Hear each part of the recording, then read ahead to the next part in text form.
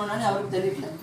చాలామంది ఏదైతే ఇన్స్టాగ్రామ్లో ఏదైతే టైంపాస్ చేస్తున్నారో సోషల్ మీడియాలో, సో అందులోనే కొన్ని ఫ్రాంచైజీలు వస్తున్నాయి, తెలుసా లేదండి? సీ టైమ్ ఫ్రాంచైజెస్, పానీపూరి ఫ్రాంచైజెస్, ఇలా చాలా ఫ్రాంచైజీ వస్తున్నాయి. అవి కూడా ఒక టైప్ ఆఫ్ బిజినెస్లే. సో ఆ ఫ్రాంచైజీలు వచ్చినప్పుడు ఆ ఫ్రాంచైజ్ కాస్ట్ ఎంత ఉంటుందండి? 3 to 5 lakhs, కొన్ని 2 lakh 3 lakh ఇలా ఉంటుంది. సో వీళ్ళు కొంతమంది యూత్ ఏంటంటే డిగ్రీలు బీటెక్లు చేస్తున్న వాళ్ళు కూడా కాలేజీ పక్కన ఇప్పుడు పానీపూరి ఫ్రాంచైజీలు అండ్ టీ టైమ్ ఫ్రాంచైజీలు మొదలు పెట్టారు ఆల్రెడీ. ఇవేవైతే ఫ్రాంచైజీలు మొదలు పెట్టారో అది బిజినెస్ డెవలప్ అవ్వడానికి ఎంత టైం పడుతుందండి నార్మల్గా?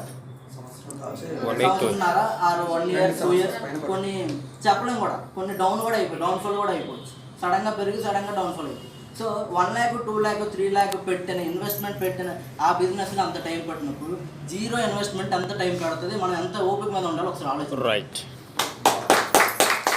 నేను ఆ పాయింట్ యూత్కి చెప్పబోతున్నాను. చాలామందికి నీ ఆపర్చునిటీ ఇవ్వడానికి వెళ్ళేటప్పుడు దీన్ని ఎలా చూసేవారంటే ఇలాంటివి చాలా చూసాం, ఇవన్నీ ఫేక్ ఫ్రాడ్ నమ్మకూడదు అన్నట్టు వెళ్ళిపోయారు. కానీ నాకు ఎలా అనిపించిందంటే వాళ్ళు వచ్చిన ఆపర్చునిటీని కాళ్ళు తనుకొని వెళ్ళిపోయినట్టు అనిపించింది.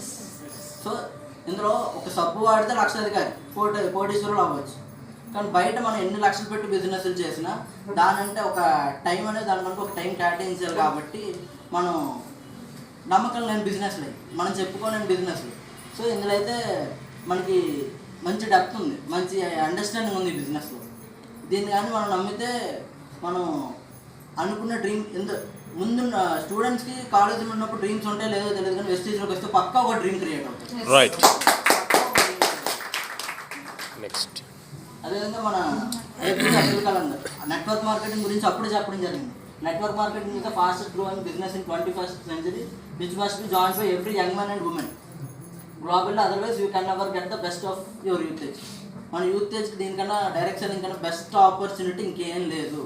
ఎందుకంటే రానున్న రోజుల్లో రోబోటిక్స్ ఇవన్నీ రావడం వల్ల ప్రజలకు ఉపాధి ఉండదు, ఇంకా మనుషులకు ఇంకే పని ఉండదు. సో ఇందులోకే రావాలి.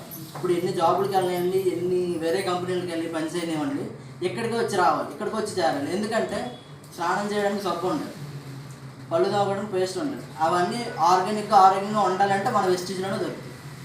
సో ఫినాన్షియల్గా హెల్త్ పరంగా అయితే మనం స్థిరంగా పద్ధతిగా ఉండాలంటే అది వెస్టీజ్లో మాత్రమే సాధ్యం. ఇది సోషల్ మీడియా ప్లాట్ఫామ్ అంటే ఫేస్బుక్, వాట్సాప్ ఇవన్నీ స్టూడెంట్స్కి తెలుసు. ఒక బిజినెస్ టేకప్ చేసిన తర్వాత కొంతమంది స్టూడెంట్స్ ఏంటంటే వెస్టేజ్ ఆపర్చునిటీ ఇవ్వడానికి వెళ్ళినప్పుడు వస్తారు కొంతమంది. స్టార్టింగ్లో స్టూడెంట్స్ అనే వాళ్ళు ఎలా ఉంటారంటే వాళ్ళ దగ్గర డబ్బులు ఉండవు ఎక్కువ, వాళ్ళు కొనుక్కునేటప్పుడు ఇబ్బంది పడుతూ ఉంటారు. సో వాళ్ళు కొనుక్కోవడానికి ఇబ్బంది పడినా వాళ్ళు ప్రమోట్ చేయడానికి చాలా ఫాస్ట్గా ఉంటారు.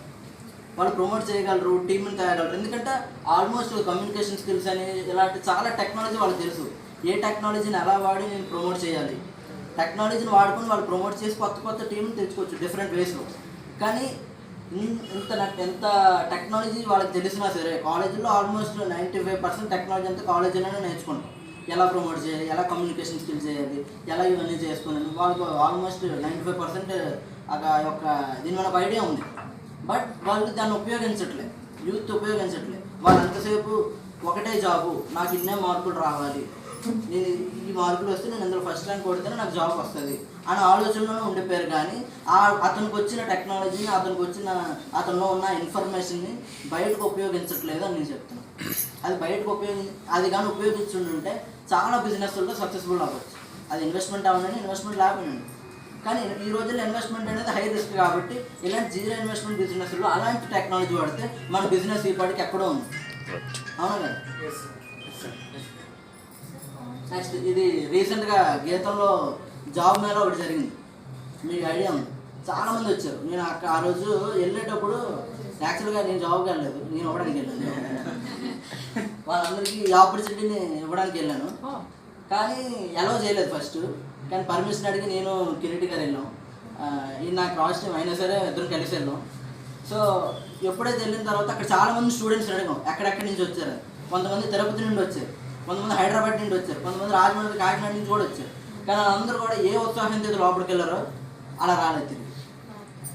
వచ్చేటప్పుడు మేము అడిగాం రివ్యూలు, ఏమైందంటే వేస్ట్ అన్న మాకు పెట్రోల్ ఛార్జీలు వేస్ట్ అన్నీ అక్కడి నుంచి వస్తాం.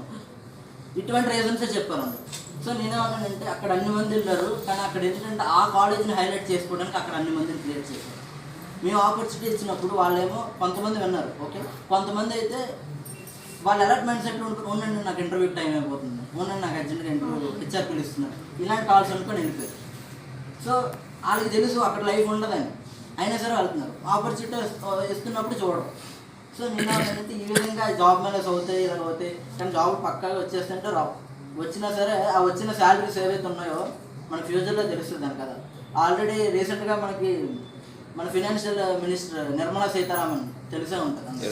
సో రీసెంట్గా అనౌన్స్మెంట్ కూడా ఇచ్చారు, per month 12 lakhs per year 12 lakhs, అంటే నెలకి ₹1,00,000.